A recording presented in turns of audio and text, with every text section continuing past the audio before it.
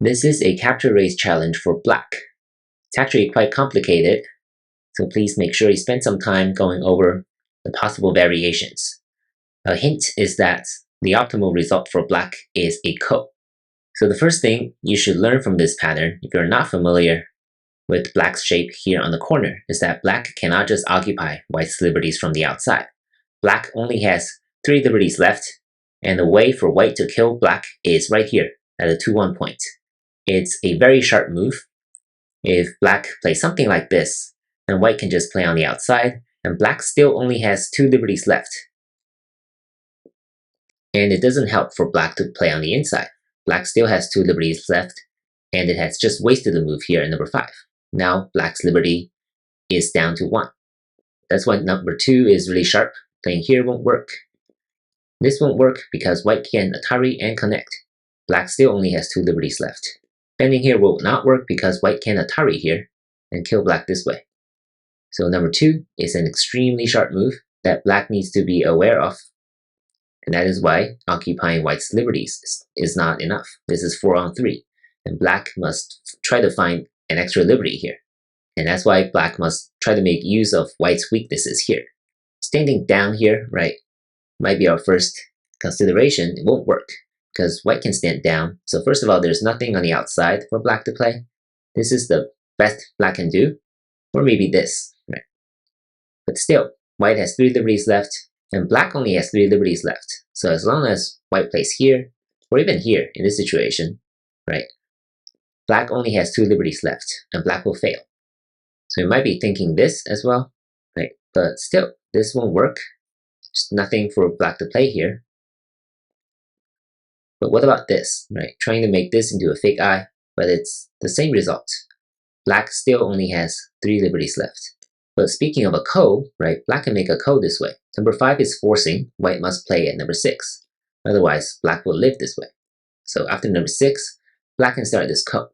White must capture, black has no local ko threats, has to play elsewhere. If black captures back, then white can connect here as a local ko threat. But of course, this is raising the stakes a little bit. Probably worth it for white. Now white can capture back, and the ko will go on like this. Both sides will have to find ko threats elsewhere. But because this ko is white capturing first, right, it's not the optimal result for black. So what is the optimal ko for black to play? It's actually right here. With number 1, if white connects here, now what's happening is that black can actually play here on the outside to reduce white's liberties. White's sharpest move, again, is right here. And what black must do now, right, black must respond. Otherwise, white can kill black with number 6, this Atari. But black can play here. And now white's best bet is this ko, right here. Otherwise, this way, black will still have 3 liberties left. And black will be able to win this race to capture with number 9. So that is why white must start this ko. Black will capture first. So this is better than the previous ko we saw, because in that ko, white captured first. Now what about white playing here? Actually, black can play this Atari. White must connect. White cannot capture here. Otherwise, black can Atari and kill white this way, right? All of these white pieces will be killed. So white must connect, and now black can cut. White must capture. Black Atari's here. Now this is forcing white to play here, number 8. Otherwise, black will be able to make a living shape at number 9. So white must come in, and now black captures the ko first. So this ko has higher stakes than the previous one we saw, but of course it's also playable for both sides if white decides to play here at number 2. So this is the correct sequence, either this or the previous one where black captures first.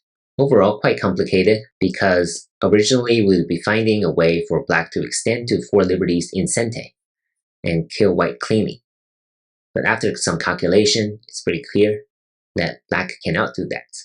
And the next best thing to do in a local fight is always a ko. And that's exactly what black needs to do here. Hope this made sense, and please let me know if you have any questions. Thank you for watching.